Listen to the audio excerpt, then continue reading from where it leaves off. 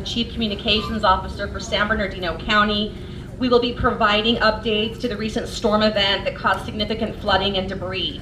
You'll be hearing from San Bernardino County's Vice Chair and 3rd District Supervisor, Don Rao, Yucaipa Mayor, David Avila, San Bernardino County Under Sheriff Horace Boatwright, Incident Commander and San Bernardino County Fire Division Chief, Jim Tobyleski, Yucaipa Fire Chief Grant Malinowski, and San Bernardino County Public Works Director, Brendan Biggs. Before I introduce our first speaker, Vice Chair and 3rd District Supervisor, Don Rao, I'd like to acknowledge the San Bernardino County leadership team that is joining us here today. Our Chief County Executive Officer, Leonard Hernandez, and Chief Operating Officer, Luther Snoke. Following today's news conference, we will be providing a media tour of the impacted area. At this time, I'd like to invite Vice Chair and 3rd District Supervisor, Don Rao, to the podium. Thank you, Martha. My heart goes out to the communities of Oak Glen, Forest Falls, and Crestline. We have first responders and rescuers still looking for one person that is unaccounted for in the Forest Falls area. My thoughts and prayers are with them as they continue this search. The Board of Supervisors know that the storm that we have endured on Monday was devastating.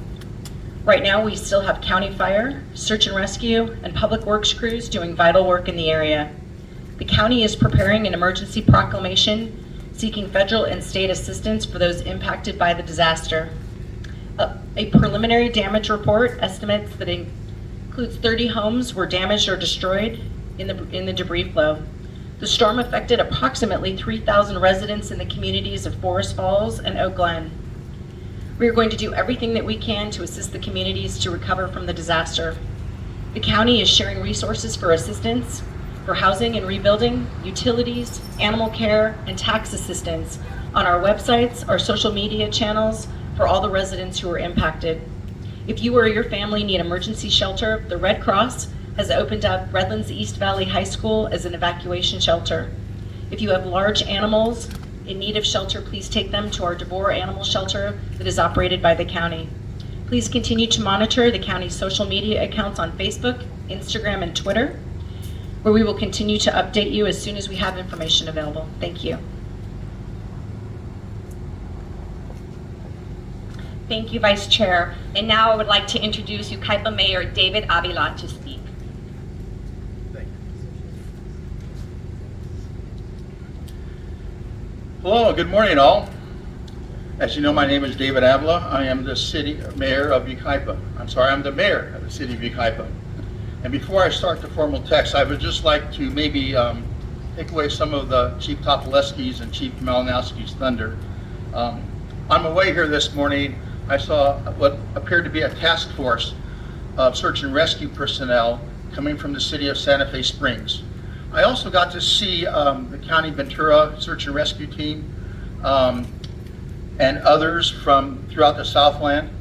And this is just an example of the strength and depth California has in terms of search and rescue, in this case, fire, flood control, and all natural and man-made disasters that we experience now almost every part of the year in California these days. From the bottom of my heart, as a retired CAL FIRE chief officer, I want to thank all of the cooperating agencies. Strong work. Thank you so much for everything you do. As you're all aware, that we do have significant debris and mud flows that have impacted some of our residents and surrounding communities, in addition to Forest Falls. I want to reassure all of us that our public safety and public works personnel, as well as the San Bernardino County partners, are working tirelessly to protect our citizens and safely remove the debris and mud from the area. As work continues, Oak Glen at Casablanca Avenue, within the city limits of Yucaipa, will remain closed in an effort to not only keep our residents safe, but also to allow the city and public works teams the opportunity to remove the mud and debris from the local roadways, as well as to assess the area for any potential life-threatening situations. My heartfelt thanks and prayers are those with our community who may have negatively been impacted by the situation. The Yucaipa City staff, my colleagues on City Council, and I know our entire community are here to support our partners as they work to tirelessly provide safe access. Please continue to monitor our city's Facebook and Twitter pages as we continue to update frequent and accurate updates to our current situation. Thank you. Thank you, Mayor Avila. At this time, I'd like to introduce you to San Bernardino County Under Sheriff Horace Boatwright. Good morning, everybody. Let me start by saying my thoughts are with the residents and families affected by Monday's storm. These communities are special to the Sheriff's Department. They are our neighbors, friends, and co-workers. Many of them are part of the volunteer teams, and we support them as they work to return people to their homes and lives. Since the first report of the flooding, the Forest Falls and Oak Glen sheriff personnel have been on scene. Deputies assisted with evacuation efforts and remain in the area to provide extra patrol. Throughout the Monday night and into Tuesday, personnel from Emergency Operations Division and the Yucaipa Station coordinated with County Fire, Cal Fire, and County Emergency Operations Center. Continuing through Tuesday and into today, deputies, civilian personnel, and volunteers staffed road closures and assisted in the county's unified response. As the supervisor mentioned, we have one resident who is unaccounted for. Our staff remain in a support role as specialty team crews from fire search and rescue to search the debris and mudslides. Our Emergency Operations Division remains active in supporting our Yucaipa Station and other county and state partners. Our air crews have flown aerial recon flights with members of the Incident Command Team to better survey the extent of the flooding and the damages. As these operations progress, we will continue to engage with the command post and county partners to provide whatever additional law enforcement services are needed. As our friends and neighbors return to their homes, they can expect to see our deputies patrolling the neighborhoods and, as added measures of security, those homes that are badly damaged, and for families who may be out of the area. While some roadways have reopened, you will see repair crews and equipment operating in these communities. Please drive safely and with caution as they work to clear the debris. Thank you.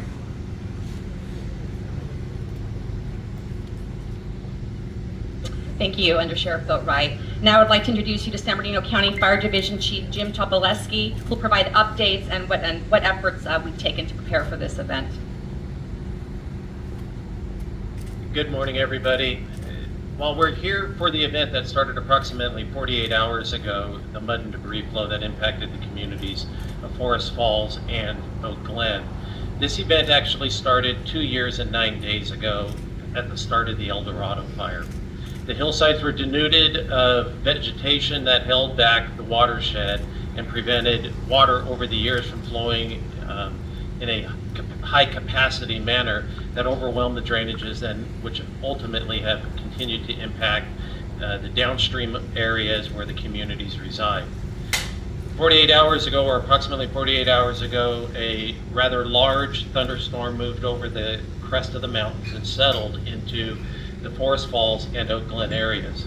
This generated an extremely large downpour, what we know commonly referred to as a microburst, that created torrential mud and debris flows into the communities. Because of this, and knowing the potential of this, we started this preparation for this event and other events that have occurred in the past 2 years and 9 days to begin our preparation for such. We've had countless crews working in the area and with our partners from the City of Yucaipa, Cal Fire, and our Public Works Department. We've continued to strengthen and work through these areas to work with the residents on the private property, and also to protect hardening the areas in this area to prevent these mud and debris flows. Simply put, 48 hours ago, the system was overwhelmed and impacted. At the initial dispatch, there was essentially simultaneous responses into the Oak Glen area and the Forest Falls area. Our partners from the City of Yucaipa responded with a weighted rescue team force into the Oak Glen area, and County Fire responded into the Forest Falls area. As we realized that both events were extremely timely in their nexus, but also that the coordination and sharing of resources was going to be extremely important to us.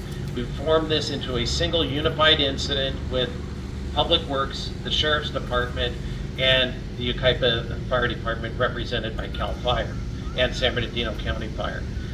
We initially came in, attempted to determine whether or not we had immediate rescue threats. We deployed 50 firefighters into the Forest Falls area and approximately the same number into the Oak Glen area. As we determined that this was going to become a long-term event, we then pulled our resources back to get a better awareness as the sun dipped and we lost lighting.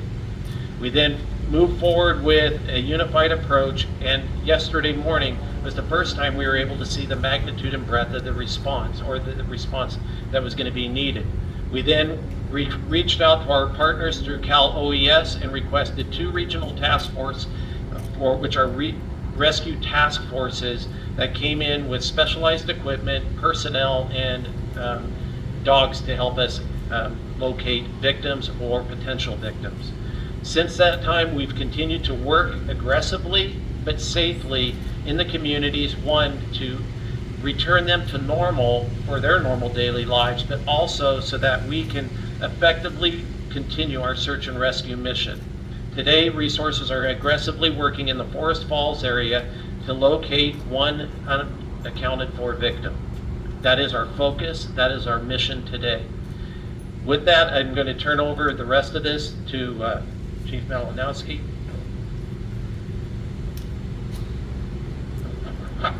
Good morning. So like Chief Tobyleski said, today is not the first day of this incident. It started September 5th, 2020. And since that day, actually when we were out fighting fire and unfortunately lost Charlie Morton on the El Dorado fire, we already had teams out there assessing the damage. So we don't just guess on this, we actually have hydrologists and an emergency watershed response team that goes out and actually tests the soil, looks at the vegetation, the ground cover. So we have kind of an educated instruction on what's going to happen if we get heavy rains. So we knew this was coming. We've had briefings before, we've had incidents before, this isn't the first time. And what I really want to convey to the public, it's not going to be the last time. So we still have that hillside you see behind you that has a lot of fire scar damage and not a lot of vegetation. It will still release. So the biggest thing the public can do is heed the warnings. And we've been, I don't want to say lucky, but we've been lucky on not having worse incidents than we've had so far. So they're coming. Please heed the warnings when we tell you to evacuate. So immediately after the fire, we get this information from the team and we start prepping. So it was a fantastic effort by County Fire, County Public Works, Yucaipa Public Works to put together what's called a FAST team, a Flood Area Safety Task Force. So what the public doesn't see is days before these incidents, we're already prepping, planning, we're working off this emergency watershed report that the professionals give us. So we're out there prepping, we're clearing debris, we're opening culverts, doing whatever we can to minimize the damage. But the takeaway from this is the only thing that will heal that hillside is time. We can't go plant 35,000 acres of grass and trees and brush that fire scorched.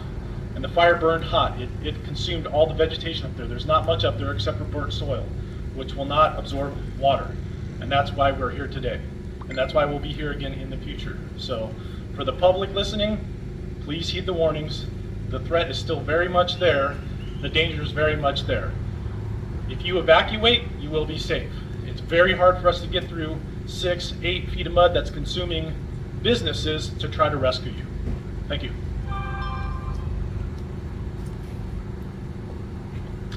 Thank you, Yucaipa Fire Chief Malinowski and Division Chief Tobyleski. And finally, I would like to introduce San Bernardino County Public Works Director Brendan Biggs.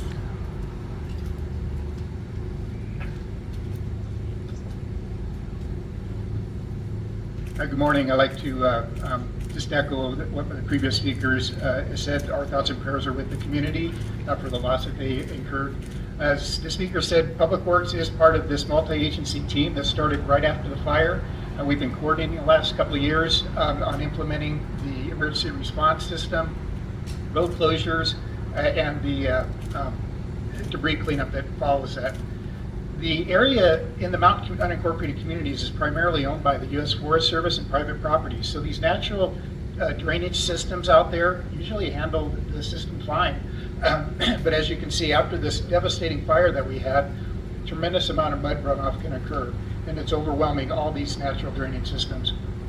The flood control district has some small pieces in the middle of the town that we maintain, and those even got overwhelmed.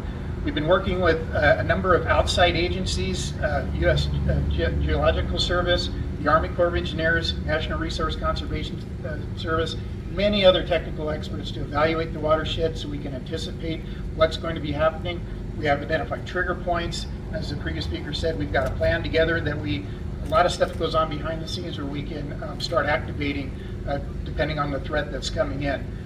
Part of the National Resource Conservation System program, as we took an opportunity to install some K-rail for certain select properties that met their program's goals, we implemented those. We actually put some K-rail on top of portions of the channel that we maintain to try to help those mud flows be contained within our channels. And those have been working great. We also installed a camera system. So from the office, anybody that has access to it can be monitoring these, and so we can be alerted. During this last storm, it was these unpredicted, spontaneous thunderstorms are like a tornado. You never know where they're going to pop up. And even having said that, our system worked. We had the National Weather Service, which is part of our partners. They alerted us. We immediately were able to activate, start staging equipment, and as soon as the flows subsided, we were ready to start doing the debris cleanup. I want to just let the public know that we consider this area very high priority. We have a big team that works behind the scenes before storms coming in, that we can start getting our activation plans, and we can implement this right away. So it'll continue to be a high priority, and we encourage everybody to reach out to our resources on our webpage. We have a dedicated El Dorado Fire webpages. We're providing some more information going forward. Thank you very much. Thank you, Brendan. Updated information will also be available at sbcounty.gov, as well as our social media channels. There is also a hotline that is operational from 8 to 7 for residents and property owners in the area to call for updates to weather-related updates. That number is 909-356-2563, 909-356-2563. This concludes this portion of the news conference. Speakers will be available for one-on-one interviews immediately following, and in about 10 to 15 minutes, we're going to gather and meet to go on the media tour. Thank you so much for joining us here today.